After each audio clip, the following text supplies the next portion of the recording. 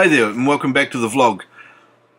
Now in New Zealand we have a competition that's run every year called the 48 Hour Film Festival. You can see it online at 48hours.co.nz.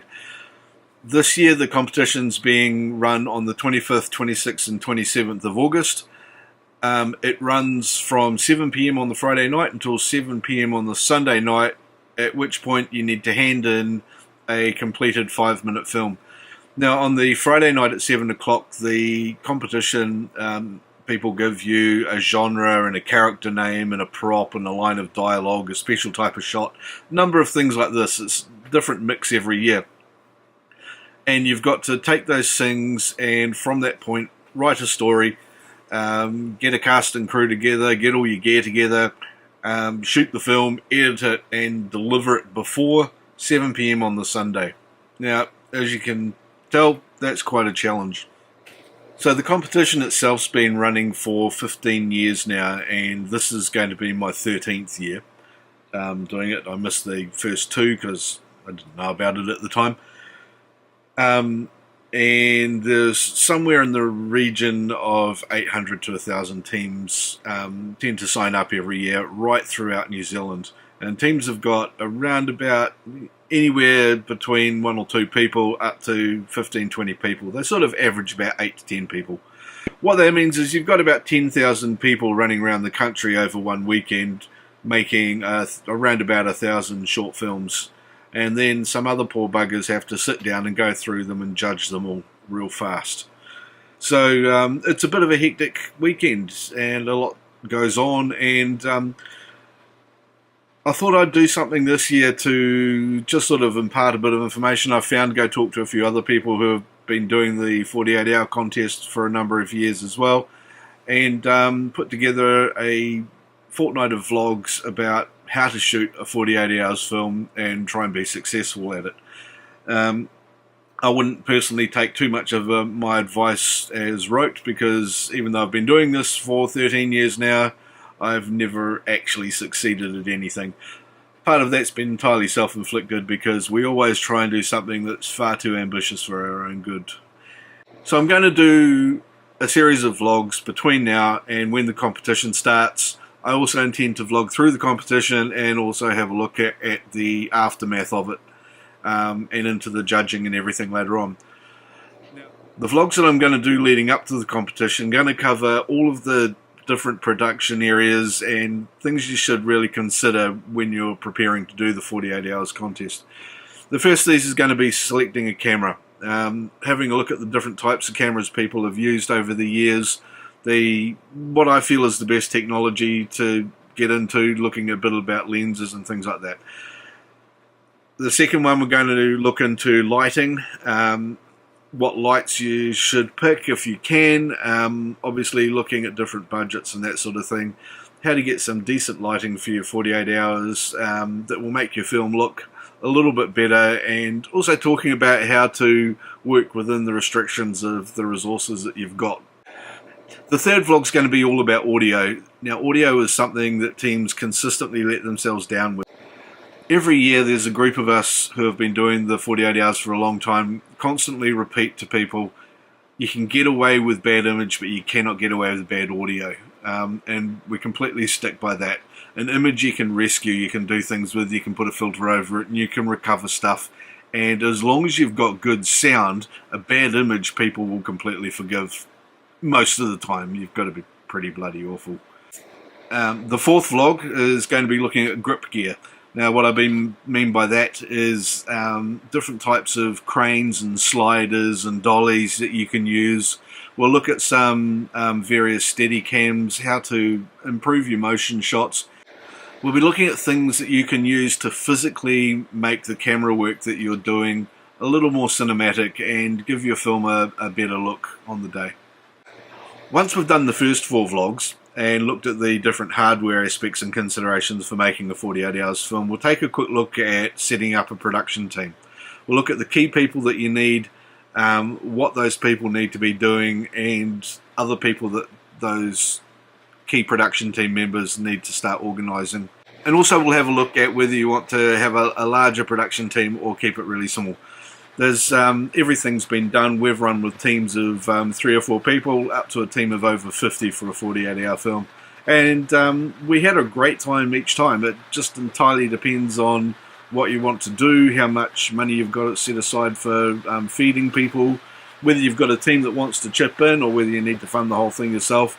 There's a lot of these variables to consider. So having a look at the production team that you've got available and the people that can work together well is really important before you can figure out how ambitious the rest of your shoot's going to be. After we've got a decent production team, you can look at your different cast and crew. So are you going to have a full camera team, or are you going to go on a one-man shoot? This is going to depend largely on how much gear you expect to be using, how many people you need to lug it around, and also how many people you really want to be organising.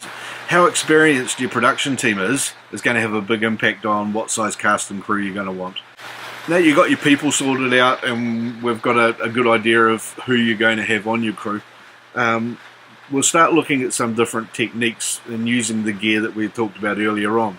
So we'll start off with a vlog on lighting techniques, then we'll move into a vlog on camera techniques. Different ways of getting different shots to try and tell your story a little bit better visually.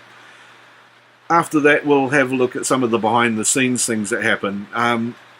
Now this is usually the less glorious part of it, so we're going to spend a whole vlog looking at data wrangling, editing and exporting. This is the technical side of the filmmaking, and it's also one that constantly lets people down. They budget in all the time they need for their filmmaking and for a bit of edit and everything, but they forget about all the workflow process in between.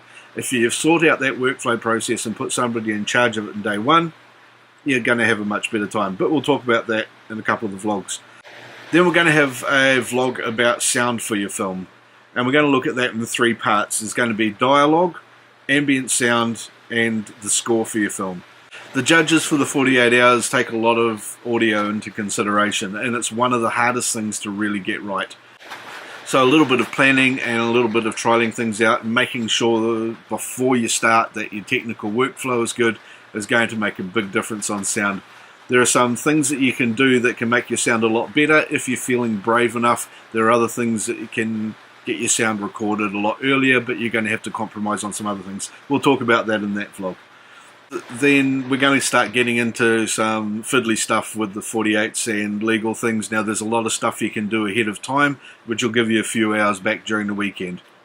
These are the consents, costumes and catering. Now these are 3 things that you can sort out ahead of time. Consents, obviously, you know who you're going to cast and crew are going to be before the 7 o'clock kickoff. Get all that paperwork out of the way so you don't have to worry about it at that last hour before you're struggling to get your film across the finish line. You can do all of that much earlier, so do it and get it out of the way. We'll talk about that later. Costumes. Now, you don't know what your characters are going to be, you don't know what your story or your genre or anything like that's going to be, but you can set up a basic wardrobe. We'll cover that in that vlog as well. And also catering.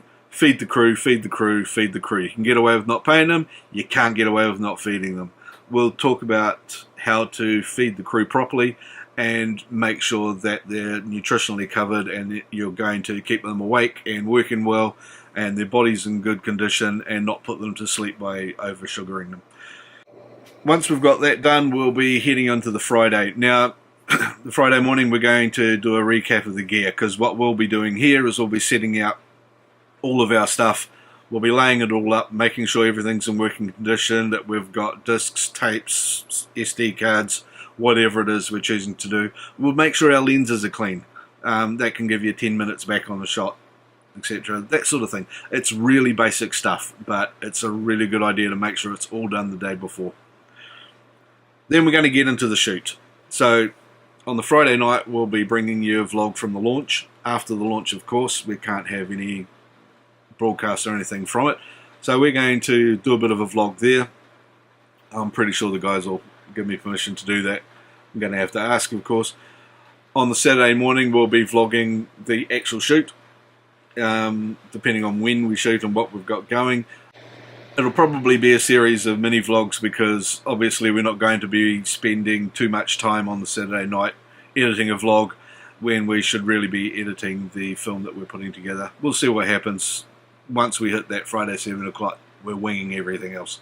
On the 27th, we'll go through the edit. We'll show you what we're doing, keep everybody informed, hopefully entertain things. Hopefully we'll stuff up a whole pile of other teams, because they'll be so entranced watching the vlogs I've been doing that they'll forget to go and edit their own films, and they'll be late, which will give me a better chance of winning. And on the Monday, we'll do a bit of a recap, and we'll have a look at what the hell happened during the weekend. We'll pull together a whole pile of B-roll footage and make a bit of a montage of the whole thing, something a bit more coherent than the micro vlogs we're going to do over the weekend and over the shoot time. Probably won't be doing a hell of a lot Sunday night, because we're going to be absolutely shattered by then. And then on the Tuesday and for the rest of the week afterwards, I'm going to go see if I can find some other 48 hours guys and have a look at what's happened with some of the past winners, where they've gone. I know a lot of people who have won the 48 hours have just disappeared into the woodwork. Other people who have done the 48 hours have gone on to have fantastic film careers and TV and things like that, and I think it's worth a shout out to those. So yeah, thanks for watching this. Do subscribe and turn the notifications on, so that as I pump the rest of these out during the next fortnight, you'll get them come up and go ding on your phone and stuff, so you can watch it. Share it out to the other 48 hours mates. If you're part of a 48 hours competition that's not New Zealand but overseas, keep an eye on this as well. It could be useful for you. A lot of the principles are going to be the same. Nothing in this is specific to this competition, obviously, except the shoot at the end. So hopefully that'll be something that's quite valuable to you as well. Anyway, thanks for watching. Click the buttons, you know where they are down here. And I'm going to wander off now and put an end screen on with links to other things. Cheers.